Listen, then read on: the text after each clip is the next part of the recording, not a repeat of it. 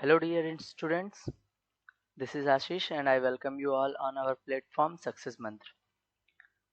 जैसे कि हम NCERT की क्लास 9th और 11th की हम सीरीज देख रहे हैं, उसी तरह उसी में आज आगे बढ़ते हुए आज हम क्लास 8th की हिस्ट्री को भी स्टार्ट करने वाले हैं और अब आपको लगातार क्लास 8 की हिस्ट्री, फिर ज्योग्राफी एंड सिविक्स, इन सभी सब्जेक्ट्स की क्लास हमारे प्लेटफॉर्म पर अवेलेबल रहेगी। ठीक है, साथ ही साथ हम धीरे धीरे आगे बढ़ते हुए क्लास 6, 7 फिर 10th और 12th की भी क्लासेस इस पर लाएंगे। ठीक है, तो चलिए आज हम स्टार्ट करते हैं क्लास 8 हिस्ट्री का chapter from trade to territory. ठीक है, इसका मतलब ट्रेड का मतलब व्यापार, ठीक है, और टेरिटरी का मतलब साम्राज्य। ठीक, तो जैसा कि चैप्टर के नाम से क्लियर है कि ट्रेड से लेकर और टेरिटरी तक का जो एक सफर रहा कंपनी का, ठीक है, उसके बारे में हम यहाँ पर डिस्कस करने वाले हैं कि किस तरह से एक ट्रेड करने आई हुई कंपनी जो सिर्फ व्यापार करने आई थी, उसने अपने आप को इतना एक्सपेंड कर दिया कि आगे चलते हुए वो उसने पूरी टेरिटरी को कंट्रोल में ले लिया। ठीक है, तो चलिए स्टार्ट करते हैं हम इस चैप्टर को, समझते हैं इंट्रोडक्टरी पार्ट, थोड़ा सा एक इंट्रोडक्शन देखते हैं, इसके बैकग्राउंड को थोड़ा समझते हैं कि ऐसा कैसे हुआ। ठीक है, किस तरीके से कंपनी आई और फिर किस तरीके से उसने खुद को डेवलप किया यहाँ पर। ठीक है, तो आपको जैसा कि पता है कि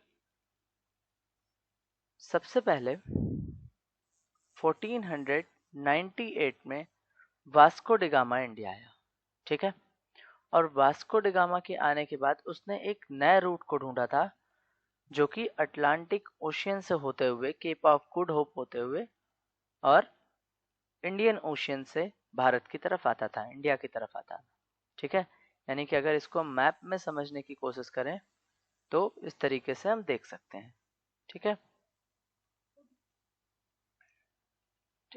कि अगर इस तरह से हम समझे तो यहाँ से चलते हुए अटलांटिक ओशियन से ये था आपका केप ऑफ गुड होप।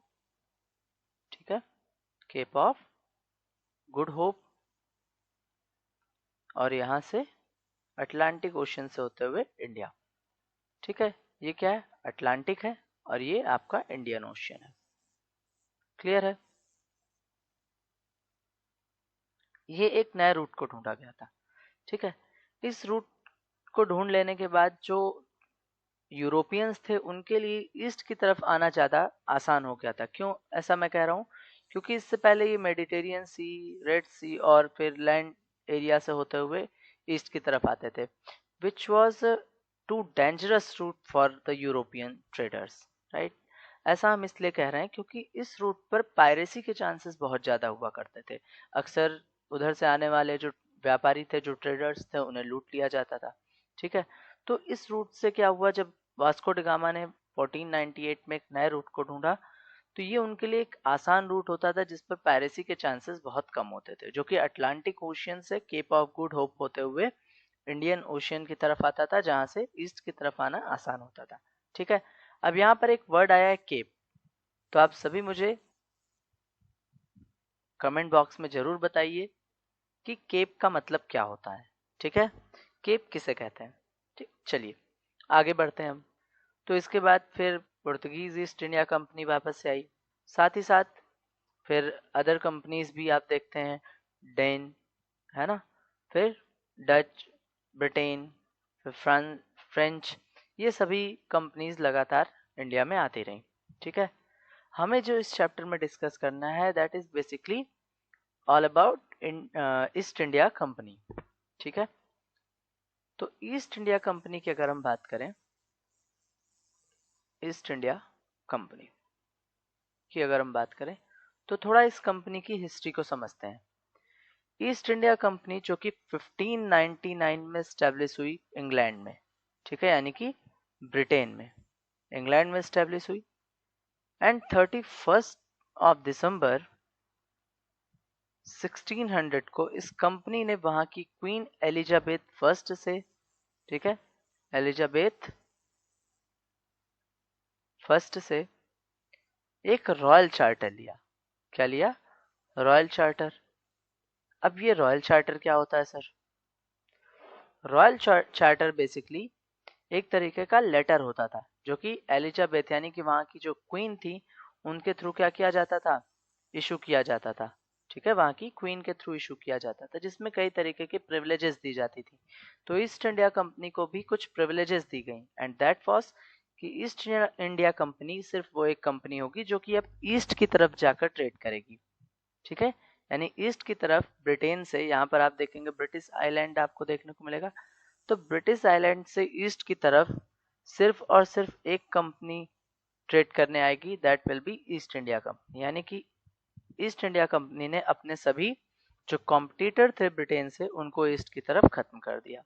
ठीक है, फिर 1608 में यानी कि जहांगीर के टाइम पीरियड पर, जब इंडिया में जहांगीर का टाइम पीरियड था, उस टाइम पर सबसे पहले ब्रिटिश शिप यहाँ पर आया। ठीक है, पहला ब्रिटिश शिप यहाँ पर आया जिसका नाम था रेड ड्रैगन। ठीक है, क्या नाम था? Red dragon. ठीक है, और इस रेड ड्रैगन यानी इस शिप को लाने वाला कौन था? Captain Hawkins. ठीक है, कौन लेकर आया था? Captain Hawkins. कैप्टन हॉकिंस था जो कि जहांगीर के दरबार में कोर्ट में रहा। ठीक है, लेकिन स्टार्टिंग में आप देखेंगे कि ये जिस परमिशन को लेने के लिए गया था, इसका मतलब कि कंपनी को एस्टैब्लिश करने की परमिशन लेने के लिए जब वो जहांगीर के पास गया था, वो परमिशन इसे नहीं मिली। ठीक है, यानी कि जहांगीर ने कैप्टन को ये परमिशन देने से मना कर दिया कि वो एस्टैब्लिश कर सकें अपनी इंडस्ट्री को, अपने जो कंपनी थी उसको यहाँ पर एस्टैब्लिश कर सकें। ऐसा क्यों किया था? तो इसके पीछे भी एक रीज़न है। ठीक है, अगर उस रीज़न को हम समझें तो वो रीज़न क्या हो सकता है? क्योंकि यहाँ पर मैंने आपको बताया पुर्तगीज पहले से आकर रहते थे।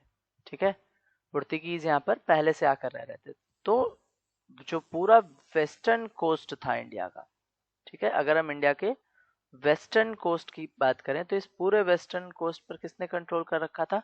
पुर्तगीज ने। ठीक है, और सबसे ज़्यादा प्रॉस्पिरियस कोस्ट हमारा कौन सा है? वेस्टर्न कोस्ट ही है।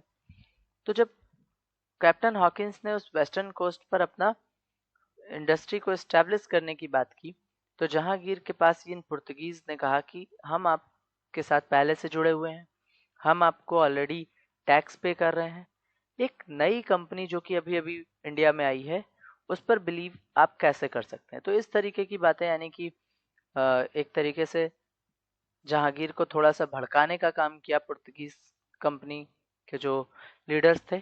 ठीक है, तो जहांगीर ने उस टाइम पर मना कर दिया था यहाँ पर परमिशन देने के लिए। ठीक है, तो यहाँ से जब परमिशन नहीं मिली तो ईस्ट इंडिया कंपनी ईस्ट की तरफ गई, ईस्टर्न कोस्ट की तरफ गई, और यहाँ पर मद्रास के पास मुसलीपट्टनम में, ठीक है, मुसलीपट्टनम में एक ट्राइबल लीडर से, यानी कि ट्राइबल एरिया है आप देखेंगे वो, तो ट्राइबल लीडर से परमिशन लेकर 1611 में एक टेम्परेरी फैक्ट्री इस्टेब्लिश की।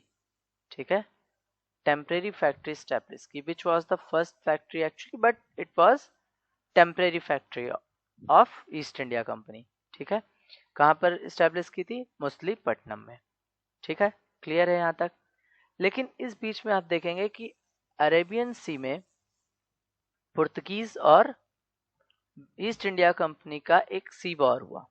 ठीक है, और आपको जैसा कि पता है कि जो ईस्ट इंडिया कंपनी थी, यानी जो ब्रिटिश कंपनी थी, उनकी नेवी बहुत ज़्यादा स्ट्रांग होती थी। एक्चुअली अगर हम बात करें तो यूरोप से आने वाली जितनी भी ट्रेडिंग कंपनीज थी उन सभी की नेवी हमेशा स्ट्रांग हुआ करती थी। उसका एक सबसे बड़ा रीज़न ये हुआ करता था कि उन्हें मैक्सिमम सी रूट से ही ट्रैवल करना होता था, तो वो अपनी नेवी को बहुत ज़्यादा स्ट्रांग रखते थे। बट ब्रिटिश जो नेवी थी वो पुर्तगीज नेवी से बहुत ज़्यादा स्ट्रांग थी, और उसने यहाँ पर इस अरेबियन सी में जब इनका सी वॉर हुआ तो उसमें इन्हें हरा दिया। इसको देखते हुए जहांगीर बहुत ज़्यादा इम्प्रेस हो गया ईस्ट इंडिया कंपनी से, क्योंकि अभी तक आप देखेंगे तो जितने भी रूलर्स रहे हमारे यहाँ, स्पेशली अगर हम मुगल डायनेस्टी की बात करें, तो उन सभी ने नॉर्थ की तरफ ही अपने जो एरिया था, अपना जो स्टेट था, उसको एक्सपेंड किया था। ठीक है, इसका मतलब कि उन्होंने रूल किधर किया, नॉर्थ की तरफ ही ज़्यादा किया था। तो नेवी क्योंकि उनके पास बहुत ज़्यादा नहीं होती थी, क्योंकि उन्हें ज़्यादातर वॉर कहाँ करने होते थे, इस नॉर्थ पोर्शन में करने होते थे, जो कि एक लैंड पोर्शन हुआ करता था। तो आर्मी तो स्ट्रांग होती थी, बट नेवी बहुत ज़्यादा स्ट्रांग नहीं थी। तो इस तरीके से देखते हुए जहांगीर इम्प्रेस हुआ और उसने कंपनी को ये परमिशन दे दी कि वो यहाँ पर अपनी फैक्ट्री स्टैब्लिश कर लेती सकती है। तो अगर हम बात करें फर्स्ट परमानेंट फैक्ट्री की, जो कि फर्स्ट परमानेंट फैक्ट्री जो कि जहांगीर से परमिशन मिलने के बाद ईस्ट इंडिया कंपनी ने स्टैब्लिश की, दैट वाज इन 1613 इन सूरत। यानी पहली फैक्ट्री कहाँ पर स्टैब्लिश की गई परमानेंट, सूरत में, जो कि कहाँ पर है, गुजरात में। ठीक है, नहीं यहाँ पर आप देखेंगे, यहाँ पर पहली फैक्ट्री को स्टैब्लिश किया था। क्लियर है यहाँ तक? चलिए आगे बढ़ते हैं, आगे समझते हैं कि आखिर क्या हुआ। तो यहाँ पर कंपनी ने अपनी पहली फैक्ट्री स्टैब्लिश कर दी। अब धीरे धीरे वो आगे बढ़ते रहे। आपको पता है कि यहाँ पर रूल भी चेंज होते रहे, यानी कि अगर हम बात करें तो 1605 से लेकर 1626 तक किसने रूल किया, जहांगीर ने। और उसके बाद फिर 1627 से लेकर 58 तक शाहजहां ने, और 58 से 1707 तक औरंगजेब ने। ठीक है, तो अगर हम बात करते हैं औरंगजेब की, तो औरंगजेब का टाइम पीरियड है 1658 से लेकर 1707। अगर हम मुगल डायनेस्टी की बात करें तो सबसे पहला रूलर कौन था, बाबर। ठीक है, बाबर के बाद हुमायूं। हुमायूं ने 2 टाइम पीरियड पे रूल किया। ठीक है, क्योंकि बीच में 15 इयर्स के लिए सू डायनेस्टी स्टैब्लिश हो गई थी। हुमायूं के बाद अकबर, अकबर के बाद जहांगीर, जहांगीर के बाद शाहजहां, और उसके बाद औरंगजेब। तो ये ऐसे मुगल एम्परर्स थे जो कि बहुत पावरफुल हुआ करते थे। ठीक है, और औरंगजेब ने इंडिया के एक बहुत बड़े पोर्शन पे क्या किया था, कंट्रोल कर लिया था। ठीक है, यानी कि इसने अपने आप को साउथ तक एक्सटेंड कर दिया था, अपने एरिया को। ठीक है, अब अगर हम बात करते हैं औरंगजेब की, तो 3 मार्च 1707 को औरंगजेब की डेथ हो जाती है। ठीक है, और जैसे ही इसकी डेथ होती है, तो जो रूलर्स थे, जो छोटे छोटे सूबेदार थे, जो जमींदार थे, वो अपनी ताकत दिखाने लगते हैं। ठीक है, और वो अपने आप को मुगल एम्पायर से अलग कर देते हैं, अलग अनाउंस कर देते हैं। साथ ही साथ उधर हम देखेंगे तो उधर जो कई रियासतें थी, ठीक है, कई सारे जो नवाब थे, जैसे बंगाल को हम देखेंगे तो बंगाल ने भी खुद को क्या किया, खुद को इंडिपेंडेंट अनाउंस कर दिया मुगल एम्पायर से। ठीक है, तो ये सारे लोग जो है वो अपने आप को क्या करने लगे, वो अपने आप को अपनी ताकत को दिखाने लगे। और इसकी वजह से क्या होगा, धीरे धीरे जो दिल्ली थी, जो दिल्ली थी, वो बहुत दिनों तक अपने आप को एक इफेक्टिव सेंटर के रूप में आपको नहीं दिखेगी। ठीक है, यहाँ तक तो बात हो गई इसकी। अब हम आगे बढ़ते हैं कि किस तरीके से एक कंपनी, यानी कि जो एक ईस्ट इंडिया कंपनी थी, वो ट्रेड करने आई हुई थी। ठीक है, अभी तक हमने देखा कि वो कंपनी क्या करने आई थी, ट्रेड करने आई थी। तो आखिर ऐसा क्या हुआ, किस तरीके के इंटरेस्ट उसमें आ गए कि वो कंपनी ट्रेड करने से और खुद को टेरिटरी स्टैब्लिश करने तक वो क्या होगी, आगे एक्सपेंड हो जाएगी। ठीक है, क्लियर है? चलिए इसी को हम अब आगे समझते हैं। East India company comes east, यानी कि जो ईस्ट इंडिया कंपनी है वो किधर आई, पूर्व की तरफ आई, ईस्ट की तरफ आई। ऐसा क्यों कहा जाता है, क्योंकि अभी हमने जैसे देखा, ये रहा आपका ब्रिटिश आइलैंड। ठीक है, यहाँ से होते हुए केप ऑफ गुड होप होते हुए और इधर इंडियन ओशियन से कंपनी इंडिया की तरफ आई। ठीक है, ये हम देख सकते हैं इंडिया है। ठीक है, और इस रूट से ऐसे होते हुए केप ऑफ गुड होप, यानी कि अटलांटिक ओशियन से, और फिर इस तरफ कंपनी ने खुद को एक्सपेंड किया। ठीक है, इस तरीके से होते हुए आई। हमने पहले ही डिस्कस किया कि 1600 में कंपनी ने क्या किया, एलिजाबेथ फर्स्ट से एक रॉयल चार्टर लिया और उस रॉयल चार्टर से इसको मोनोपोली मिल गई, है ना, किस तरफ आने के लिए, किस तरफ ट्रेड करने के लिए, ईस्ट की तरफ ट्रेड करने के लिए। ठीक है, यानी कि अब कोई अदर कंपनी ऐसी नहीं होगी जो ईस्ट की तरफ क्या करने आएगी, ट्रेड करने आएगी। तो इससे उसके कंपटीटर खत्म हो गए। ठीक है, अब इस चार्टर के सहारे उसने क्या किया कि कंपनी ने मतलब कंपनी अब क्या कर सकती थी, अब वो समुद्र यानी कि जो सी था उसके पार जा सकती थी और चीजों को वहां पर ढूंढ सकती थी, नई नई चीजों की खोज कर सकती थी, सस्ती चीजों को खरीद कर उन्हें यूरोप में हाई रेट्स पर सेल कर सकती थी, बेच सकती थी। ठीक है, और अब कंपनी को किसी तरीके कंपटीटर का डर भी नहीं रह गया था। ठीक है, उस टाइम पीरियड पर अगर हम बात करें तो उस टाइम पीरियड में जो कंपनियां थी, ठीक है, जो एक मर्केंटाइल ट्रेडिंग कंपनीज थी। ठीक है, एक वर्ड यहाँ पर आया है क्या, मर्केंटाइल। ठीक है, so what is the meaning of mercantile, mercantile क्या होता है, यानी कि मर्केंटाइल एक ऐसा आपका इंटरप्राइज है, एक ऐसा बिजनेस इंटरप्राइज है जो कि चीज़ों को सस्ते रेट्स पर यानी कम रेट्स पर खरीद कर उन्हें ज़्यादा रेट्स पर, है ना, यानी हाई प्राइस पर उन्हें क्या कर सकता था, उन्हें सेल कर सकता था ताकि ट्रेडर्स को ज़्यादा से ज़्यादा प्रॉफिट हो सके। ठीक है, उस ट्रेड को और उन ट्रेडर्स को ज़्यादा से ज़्यादा प्रॉफिट हो सके। ठीक है, तो उन्हें ही हम क्या कहते हैं, मर्केंटाइल कहते हैं।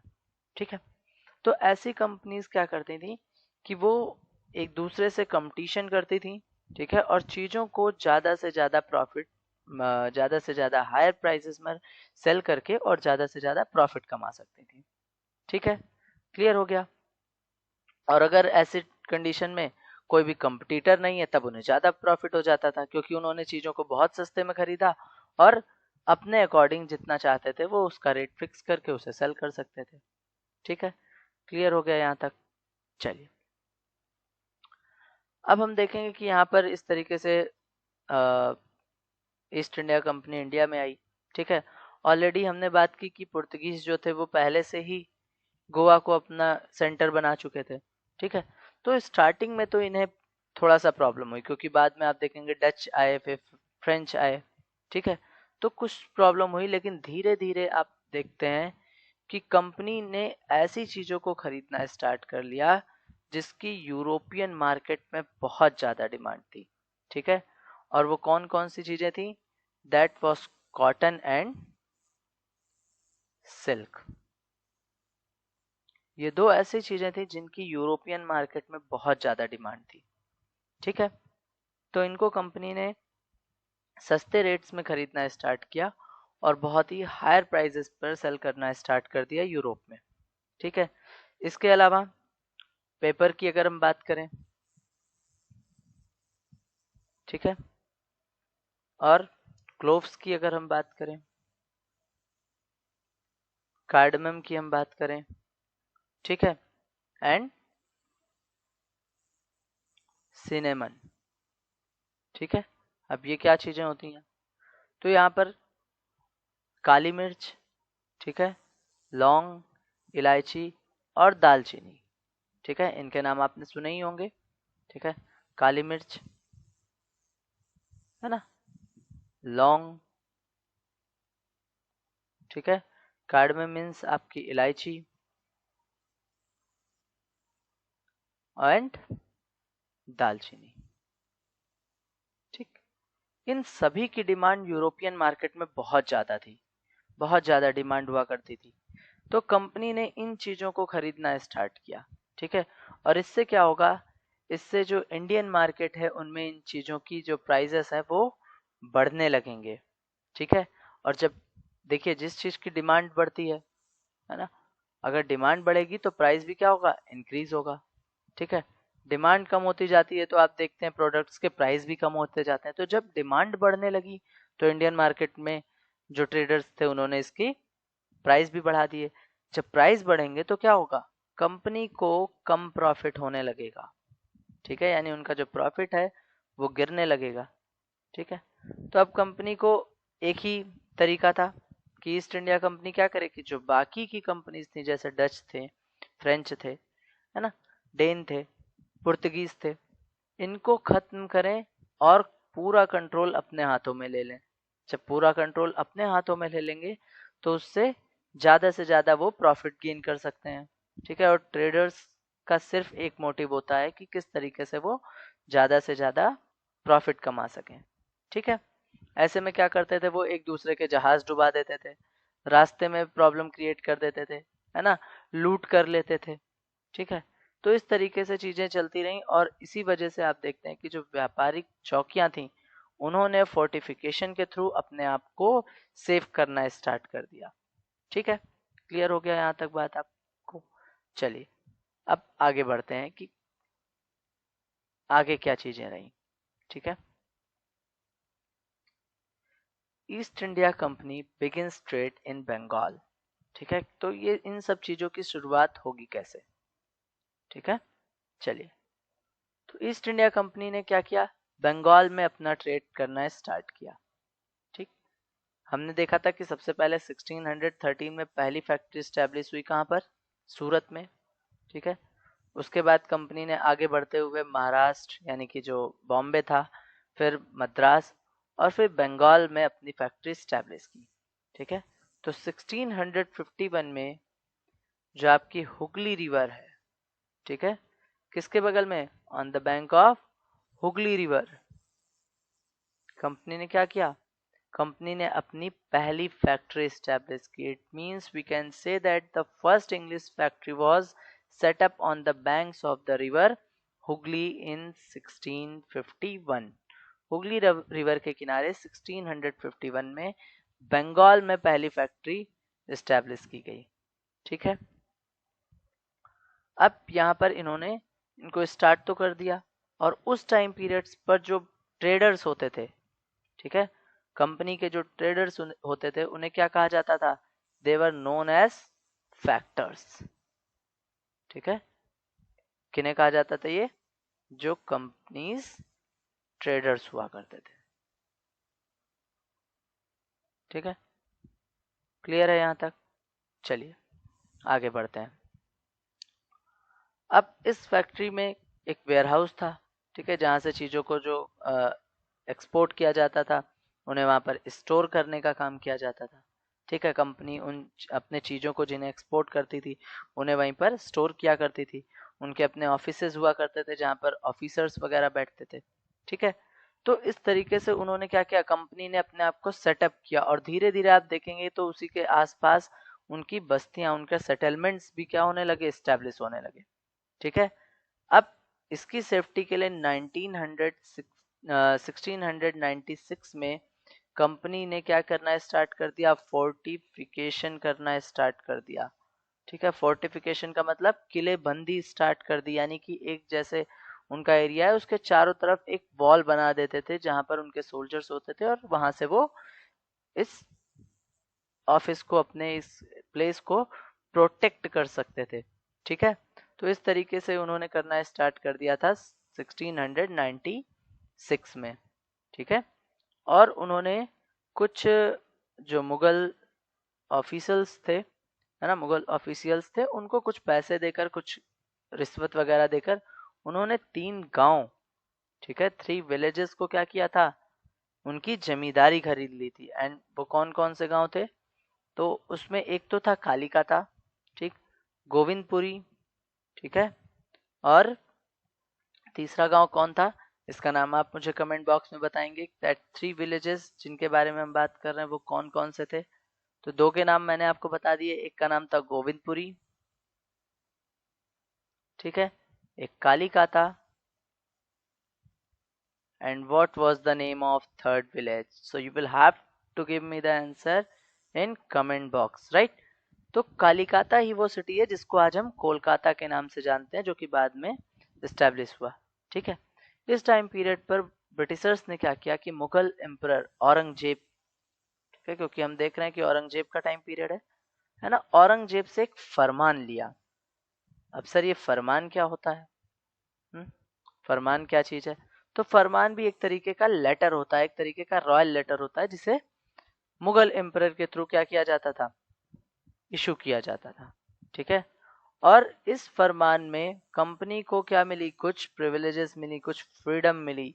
और वो फ्रीडम क्या थी, वो फ्रीडम ये थी कि बंगाल में कंपनी टैक्स फ्री ट्रेड कर सकती है। ठीक है, यानी कि एक छोटा सा अमाउंट पे करके पूरे साल टैक्स फ्री ट्रेड कंपनी कर सकती थी। ठीक है, अब इससे कंपनी को क्या होगा, इससे कंपनी को प्रॉफिट होने लगेगा, अब उन्हें टैक्स नहीं पे करना है।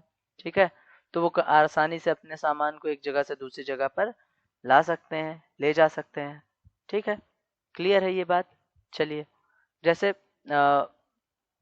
अगर हम एग्जाम्पल के तौर पे समझें तो औरंगजेब ने क्या किया कि फरमान से केवल कंपनी को ही नहीं फ्रीडम दे दिया था, मतलब बहुत से लोगों को ऐसा लगने लगा, कंपनी के जो ऑफिसर्स थे वो इस बात को लेकर प्रॉफिट लेने लगे कि ये फ्रीडम सिर्फ कंपनी को नहीं मिली, ये उनको भी मिल गई है। तो ऐसी कंडीशन में उनके जो प्राइवेट शिप्स हुआ करते थे उनके थ्रू भी वो ट्रेड करते थे, और उसी फरमान के थ्रू वो कहते थे कि हम टैक्स पे नहीं करेंगे, क्योंकि हमें मुगल एम्परर ने क्या किया है, ऐसी प्रिविलेजेस दे रखी है, ऐसा विशेषाधिकार दे दिया है कि अब हमें टैक्स पे नहीं करना है। तो वो अपने प्राइवेट, जबकि ये फरमान सिर्फ किसके लिए था, कंपनी के लिए था, लेकिन वो अपने प्राइवेट शिप पर भी क्या करने लगे, टैक्स पे करने से मना करने लगे। ठीक है, और जब ऐसा होगा तो बंगाल का जो रेवेन्यू है ना, बंगाल का रेवेन्यू नीचे जाने लगेगा। ठीक है, यानी कि रेवेन्यू बहुत ज़्यादा कम हो जाएगा। तो ऐसी कंडीशन में जो बंगाल के नवाब होंगे, ठीक है, वो नवाब क्या करेंगे, वो नवाब इस बात का विरोध करने लगेंगे। और इसी में आप देखते हैं कि मुर्शीद कुली खान ने इस बात के लिए क्या किया, विरोध किया। ठीक है, तो ये एक सिचुएशन बनी जिससे कि आप देखते हैं धीरे धीरे क्या होंगी, अब सरकमस्टेंसेस जो वहाँ के हैं, जो परिस्थितियां हैं वहाँ की, वो बदलने लगेंगी। ठीक है, और ये जो अभी तक ट्रेड कर रही थी कंपनी, उसके जब विशेषाधिकारों पर, उसके जब प्रिविलेजेस पर कंट्रोल करना स्टार्ट करेंगे नवाब, तो अब वो उन्हें दूर करने के लिए क्या करेंगे, अब बैटल की तरफ बढ़ेंगे। ठीक है, यानी कि वॉर की तरफ बढ़ेंगे, आपस में अब दोनों में बैटल होगा। ठीक है, और जब धीरे धीरे बैटल होगा और बैटल में ईस्ट इंडिया कंपनी नवाब्स को हरा देगी, ठीक है, तो वो धीरे धीरे क्या करेगी, अब बंगाल को पूरी तरह से कैप्चर करना स्टार्ट करेगी। ठीक है, तो हम जो हमारा नेक्स्ट टॉपिक है उसको हम नेक्स्ट क्लास में करेंगे, और वो इसी से रिलेटेड है कि किस तरीके से ट्रेड से क्या होगा, व्यापार से हम बैटल की तरफ बढ़ेंगे। It means how trade led to the battles. ठीक है, और फिर उस बैटल के अंदर हम पढ़ेंगे बैटल ऑफ प्लासी के बारे में, बैटल ऑफ बक्सर के बारे में हम डिस्कस करेंगे। ठीक है, नवाब्स के बारे में थोड़ा सा समझेंगे। ठीक है, और इस तरीके से हम इस चैप्टर में आगे की तरफ बढ़ेंगे। So this was the first part of this chapter. ठीक है, सेकंड पार्ट को हम नेक्स्ट वीडियो में कवर करेंगे। क्लियर है, चलिए, तो तब तक के लिए अगर आपको ये वीडियो हेल्प करती है ना, तो आप इसे लाइक करें, शेयर करें, चैनल को सब्सक्राइब करें। ठीक है, अगर आपको कोई भी क्वेश्चन है इस चैप्टर से रिलेटेड, किसी भी तरीके का कोई कंफ्यूजन होता है, तो आप मुझसे कमेंट बॉक्स में क्वेश्चन कर सकते हैं। ठीक है, बेल आइकन को जरूर प्रेस कर दें ताकि आने वाले जो इसके नेक्स्ट पार्ट है उसमें आपको उसकी नोटिफिकेशन आपको पहले ही मिल जाए। ठीक है, जिससे कि आप उसको कंटिन्यू देख सकें। क्लियर है, चलिए, बाकी जैसा मैंने आपको बताया कि आपको क्लास 6, 7 और 9th की हमने ऑलरेडी स्टार्ट कर दी है, ये 10th 8th की हम स्टार्ट कर रहे हैं। तो 10th एंड 11th इसकी भी आपको वीडियोस अब धीरे धीरे इस चैनल पर अवेलेबल हो जाएंगी, यानी कि हम ओवरऑल 6 to 12 अपनी NCERTs को इसमें कवर करेंगे। ठीक है, चलिए मिलते हैं, till then take care, bye bye.